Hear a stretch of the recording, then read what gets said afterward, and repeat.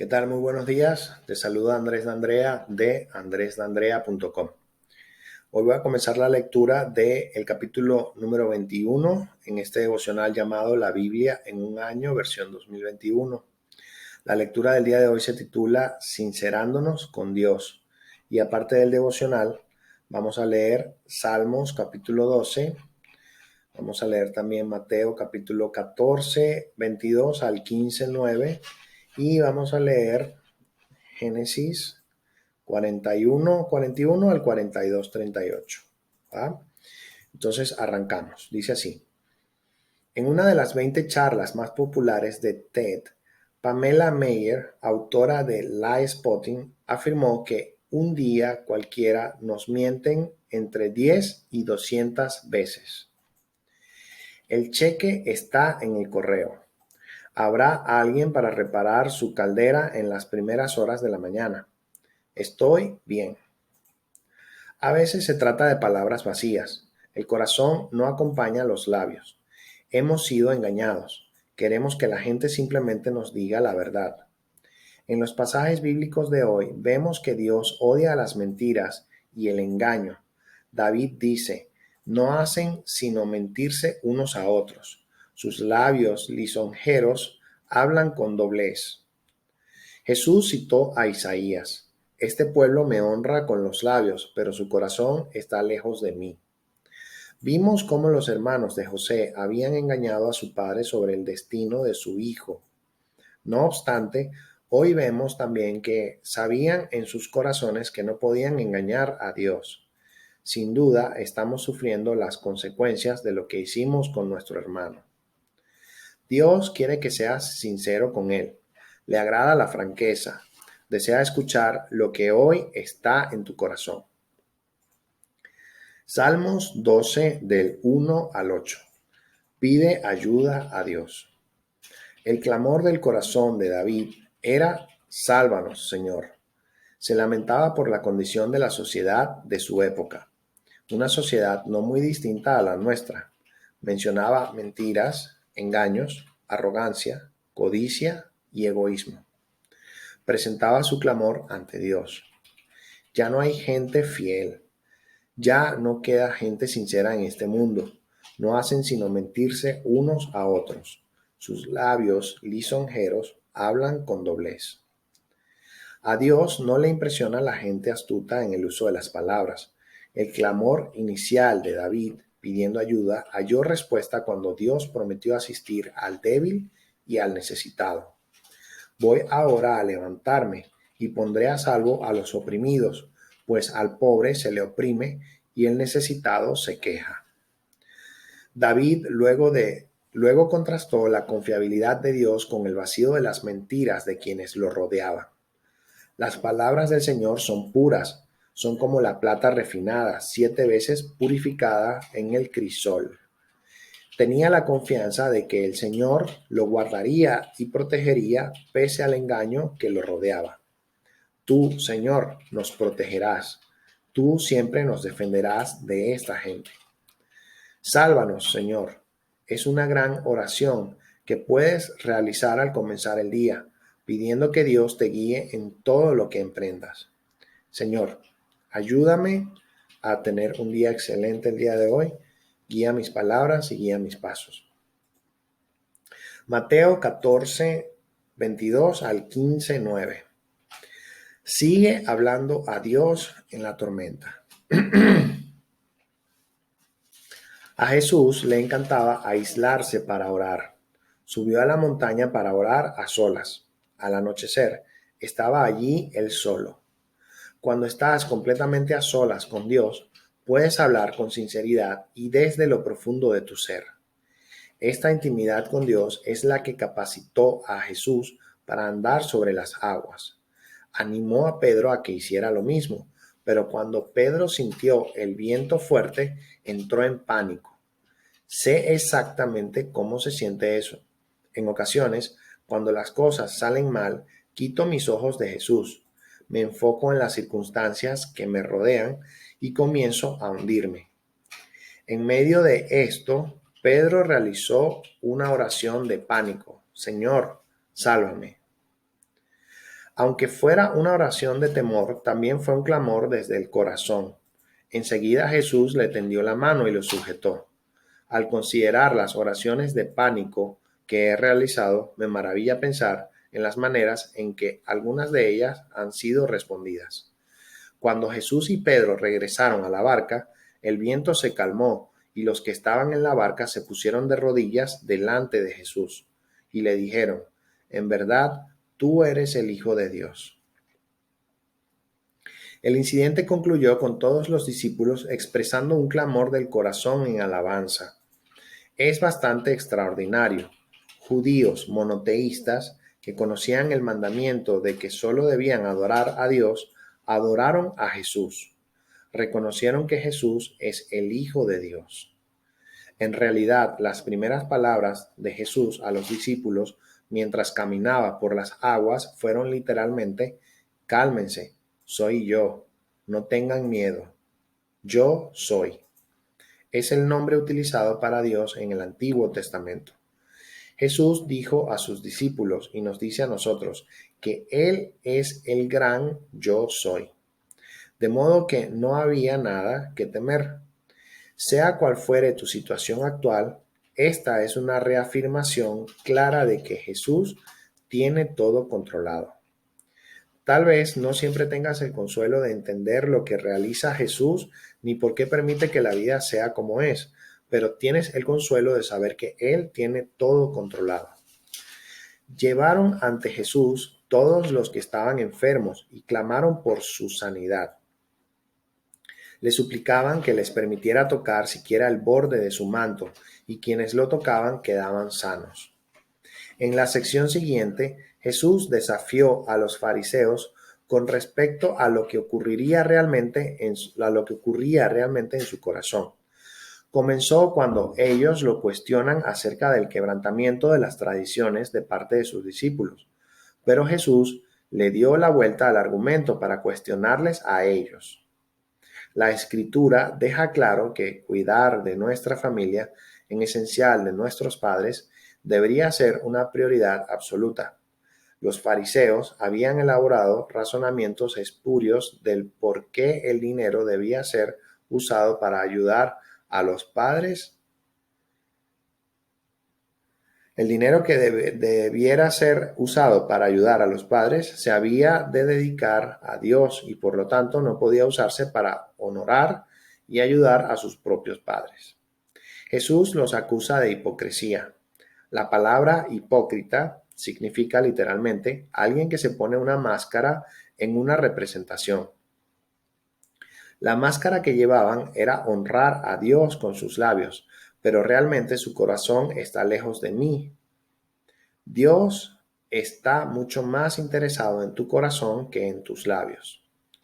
Señor, hoy te reconozco y te alabo como el Hijo de Dios. Gracias porque no tengo por qué temer. Cuando las cosas salen mal, puedo hablar contigo y saber que escuchas mis oraciones. Génesis 41 al 42:38. Habla con Dios desde lo profundo de tu corazón. José concluyó bien, pero había comenzado mal. Había estado en una cisterna y en una cárcel, pero terminó en un palacio. Como muchos en la Biblia, Jesús, Juan el Bautista, Ezequiel y los sacerdotes y levitas que servían en el templo, José comenzó su vida laboral a los 30 años de edad. Hasta entonces había pasado por un entrenamiento particular. Llegó el momento, pues, en que lo pusieron a cargo de todo el territorio de Egipto. Dios había visto el corazón de José en medio de todas sus tribulaciones. Durante los 13 años comprendidos entre la edad de los 17 y los 30, José probablemente se preguntó qué estaba haciendo Dios. Había experimentado rechazo, sufrimiento, injusticia, encarcelamiento, decepción y otras pruebas. Pero por medio de todo aquello, Dios lo preparaba para estar a cargo de todo el territorio de Egipto. Dios sabía que José era confiable porque su corazón era correcto. Había permanecido cerca del Señor en medio de todas las pruebas. Esto es lo que importa. no si estás en un periodo de batalla o de bendición, sino si permaneces cerca del Señor y te comunicas con Él desde tu corazón. José llamó a sus dos hijos Manasés. Dios ha hecho que me olvide de todos mis problemas y de mi casa paterna. Y Efraín, Dios me ha hecho fecundo en esta tierra donde he sufrido. El hilo conductor entre ambos nombres es la frase de 4 palabras: Dios me ha hecho. Tanto en épocas de sufrimiento, Manasés, como en momentos de éxito, Efraín, José reconocía que Dios tenía el control. No permitas que tu corazón se amargue en momentos de sufrimiento ni se jacte en épocas de éxito. Reconoce que Dios es soberano sobre tu vida y tu situación. A diferencia de José, sus hermanos tuvieron que vivir con un engaño y culpabilidad, pero se decían el uno al otro: verdaderamente nos portamos muy mal con nuestro hermano, pues no le hicimos caso cuando nos rogaba que le tuviéramos compasión, aunque veíamos que estaba afligido. Por eso ahora nos ha venido esta aflicción. Se asustaron mucho en su corazón, pero con sus labios dijeron: somos gente honrada. En todo esto, los sueños originales de José hallaron cumplimiento. Pese a todo lo que había pasado, siguió confiando en Dios y fue fiel a Él. Comenzó mal, pero terminó bien. Nunca abandones los sueños dados por Dios. Aunque comiences en una cisterna o una cárcel, como José, puede que termines en un palacio. Como señala Joyce Meyer, no importa dónde comenzaste, puedes tener un gran final. Aunque hoy te encuentres en un hoyo, Dios aún puede levantarte y hacer grandes cosas en ti y a través de tu vida. Señor, ayúdame a llevar una vida de integridad total, que mis labios y mi corazón sean uno. En mis oraciones, ayúdame a hablarte con sinceridad desde lo profundo de mi corazón. Gracias por escuchar el clamor de mi corazón. Pipa agrega lo siguiente: José pasó de ser un prisionero olvidado a gobernar la nación más poderosa de su época. Pedro pasó de un acto valiente de fe, caminar sobre el agua, a hundirse en el temor, los altibajos de la fe. José estaba listo para su repentino ascenso al poder. Salvó a miles de personas de la hambruna y a la economía de un país en la ruina. Necesitamos que se levanten más personas como José, que teman a Dios, tengan revelación profética y sean grandes líderes con las habilidades para implementar un plan de rescate. Ciertamente. Mucha razón tiene Pipa. Muy bien, ahora vamos con la lectura de Salmos, capítulo 12. Al director musical sobre la octava Salmo de David. Sálvanos, Señor, que ya no hay gente fiel, ya no queda gente sincera en este mundo. No hacen sino mentirse unos a otros. Sus labios lisonjeros hablan con doblez. El Señor cortará todo labio lisonjero y toda lengua jactanciosa que dice: venceremos con la lengua, en nuestros labios confiamos. ¿Quién puede dominarnos a nosotros? Dice el Señor: voy ahora a levantarme y pondré a salvo a los oprimidos, pues al pobre se le oprime y el necesitado se queja. Las palabras del Señor son puras, son como la plata refinada, 7 veces purificada en el crisol. Tú, Señor, nos protegerás. Tú siempre nos defenderás de esta gente, aun cuando los malvados sigan merodeando y la maldad sea exaltada en este mundo. Amén. Mateo 14, del 22 al 36. Ok, dice lo siguiente. Enseguida Jesús hizo que los discípulos subieran a la barca y se le adelantaran al otro lado mientras él despedía a la multitud. Después de despedir a la gente, subió a la montaña para orar a solas. Al anochecer estaba allí él solo, y la barca ya estaba bastante lejos de la tierra, zarandeada por las olas porque el viento le era contrario. En la madrugada, Jesús se acercó a ellos caminando sobre el lago. Cuando los discípulos lo vieron caminando sobre el agua, quedaron aterrados. «Es un fantasma», gritaron de miedo. Pero Jesús les dijo enseguida: «Cálmense, soy yo, no tengan miedo».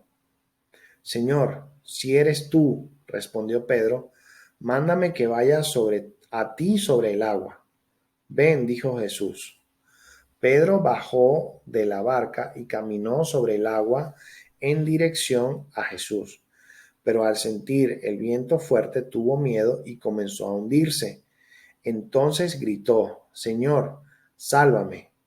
Enseguida Jesús le tendió la mano y sujetándolo lo reprendió: «Hombre de poca fe, ¿por qué dudaste?».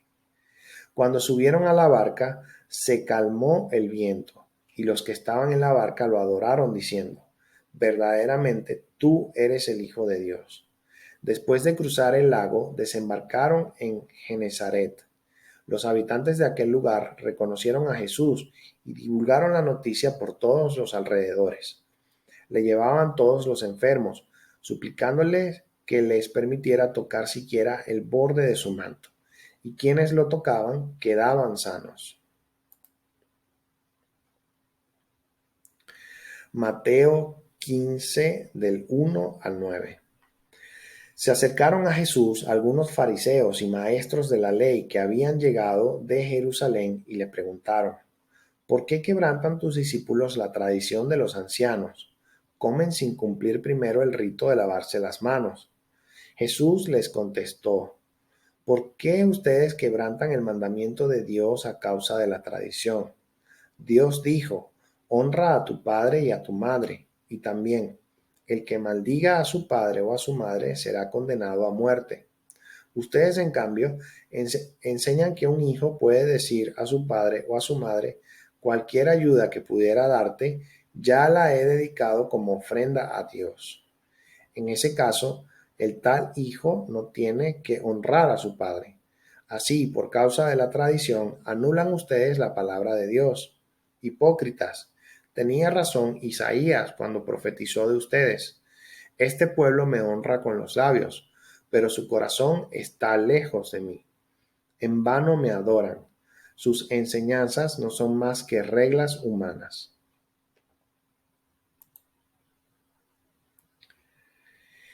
Génesis 41, del 41 al 57. Así que el faraón le informó a José: «Mira, yo te pongo a cargo de todo el territorio de Egipto». De inmediato el faraón se quitó el anillo oficial y se lo puso a José. Hizo que lo vistieran con ropas de lino fino y que le pusieran un collar de oro en el cuello. Después lo invitó a subirse al carro reservado para el segundo en autoridad y ordenó que gritaran: «Inclínense». Y fue así como el faraón puso a José al frente de todo el territorio de Egipto.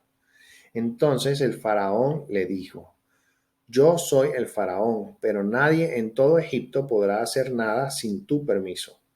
Y le cambió el nombre a José y lo llamó Sefenat Panea, y además le dio por esposa a Asenat, hija de Potifera, sacerdote de la ciudad de On. De este modo quedó José a cargo de Egipto. Tenía 30 años cuando comenzó a trabajar al servicio del faraón, rey de Egipto. Tan pronto como se retiró José de la presencia del faraón, se dedicó a recorrer todo el territorio de Egipto. Durante los 7 años de abundancia, la tierra produjo grandes cosechas. Así que José fue recogiendo todo el alimento que se produjo en Egipto durante esos 7 años y lo almacenó en las ciudades. Juntó alimento como quien junta arena del mar, y fue tanto lo que recogió que dejó de contabilizarlo. Ya no había forma de mantener el control. Antes de comenzar el primer año de hambre, José tuvo 2 hijos con su esposa Asenat y la hija de Potifera, sacerdote de On. Al primero lo llamó Manasés, porque dijo: Dios ha hecho que me olvide de todos mis problemas y de mi casa paterna. Al segundo lo llamó Efraín, porque dijo, Dios me ha hecho fecundo en esta tierra donde he sufrido. Los 7 años de abundancia en Egipto llegaron a su fin, y tal como José lo había anunciado, comenzaron los 7 años de hambre, la cual se extendió por todos los países. Pero a lo largo y a lo ancho del territorio de Egipto había alimento. Cuando también en Egipto comenzó a sentirse el hambre, el pueblo clamó al faraón pidiéndole comida. Entonces el faraón le dijo a todo el pueblo de Egipto, vayan a ver a José y hagan lo que él les diga. Cuando ya el hambre se había extendido por todo el territorio y había arreciado, José abrió los graneros para vender alimentos a los egipcios. Además, de todos los países llegaban a Egipto para comprarle alimento a José, porque el hambre cundía ya por todo el mundo. Génesis 42. Los hermanos de José van a Egipto. Cuando Jacob se enteró de que había alimento en Egipto, les dijo a sus hijos, ¿qué hacen ahí parados, mirándose unos a otros? He sabido que hay alimento en Egipto. Vayan allá y compren comida para nosotros, para que no muramos, sino que podamos sobrevivir. 10 de los hermanos de José fueron a Egipto a comprar alimento, pero Jacob no dejó que Benjamín, el hermano de José, se fuera con ellos, porque pensó que podría sucederle alguna desgracia. Fue así como los hijos de Israel fueron a comprar alimento, al igual que otros, porque el hambre se había apoderado de Canaán. José era el gobernador del país y el que vendía trigo a todo el mundo. Cuando sus hermanos llegaron ante él, se postraron rostro en tierra. En cuanto José vio a sus hermanos, los reconoció, pero fingiendo no conocerlos, les habló con rudeza. ¿Y ustedes, de dónde vienen? Venimos de Canaán para comprar alimento, contestaron. Aunque José los había reconocido, sus hermanos no lo reconocieron a él. En ese momento se acordó José de los sueños que había tenido acerca de ellos y les dijo, de seguro ustedes son espías y han venido para investigar las zonas desprotegidas del país. No, señor, respondieron. Sus siervos hemos venido a comprar alimento. Todos nosotros somos hijos de un mismo padre y además somos gente honrada. Sus siervos no somos espías. No es verdad, insistió José. Ustedes han venido para investigar las zonas desprotegidas del país. Pero ellos volvieron a responder. Nosotros, sus siervos, éramos 12 hermanos, todos hijos de un mismo padre que vive en Canaán. El menor se ha quedado con nuestro padre y el otro ya no vive. Pero José los increpó una vez más. Es tal como les he dicho, ustedes son espías, y con esto lo vamos a comprobar. Les juro por la vida del faraón que de aquí no saldrán con vida a menos que traigan a su hermano menor. Manden a uno de ustedes a buscar a su hermano. Los demás se quedarán en la cárcel. Así sabremos si es verdad lo que dicen. Y si no es así, por la vida del faraón, ustedes son espías. José los encerró en la cárcel durante 3 días. Al tercer día les dijo, yo soy un hombre temeroso de Dios. Hagan lo siguiente y salvarán su vida. Si en verdad son honrados, quédese uno de ustedes bajo custodia y vayan los demás y lleven alimento para calmar el hambre de sus familias. Pero tráiganme a su hermano menor y pruébenme que dicen la verdad. Así no morirán. Ellos aceptaron la propuesta, pero se decían unos a otros, sin duda estamos sufriendo las consecuencias de lo que hicimos con nuestro hermano. Aunque vimos su angustia cuando nos suplicaba que le tuviéramos compasión, no le hicimos caso. Por eso ahora nos vemos en aprietos. Entonces habló Rubén. Yo les advertí que no le hicieran daño al muchacho, pero no me hicieron caso. Ahora tenemos que pagar el precio de su sangre. Como José les hablaba por medio de un intérprete, ellos no sabían que él entendía todo lo que estaban diciendo. José se apartó de ellos y se echó a llorar. Luego, cuando se controló y pudo hablarles, apartó a Simeón y ordenó que lo ataran en presencia de ellos. José dio también la orden de que llenaran de alimentos sus costales, que repusieran en cada una de sus bolsas el dinero que habían pagado, y que les dieran provisiones para el viaje. Y así se hizo. Entonces ellos cargaron el alimento sobre sus asnos y emprendieron el viaje de vuelta. Cuando llegaron al lugar donde acamparían esa noche, uno de ellos abrió su bolsa para darle de comer a su asno, y allí, en la abertura, descubrió su dinero. Entonces le dijo a sus hermanos: me devolvieron el dinero. Miren, aquí está en mi bolsa. Los otros se asustaron mucho y temblando se decían unos a otros: ¿qué es lo que Dios nos ha hecho? Al llegar a Canaán, donde estaba su padre Jacob, le contaron todo lo que les había sucedido. El hombre que gobierna aquel país nos trató con rudeza, a tal grado que nos acusó de ser espías. Nosotros le dijimos: somos gente honrada, no somos espías. Además le dijimos: somos 12 hermanos, hijos de un mismo padre. Uno ya no vive, y el menor se ha quedado con nuestro padre en Canaán. Entonces el hombre que gobierna aquel país nos dijo: con esto voy a comprobar si en verdad son gente honrada.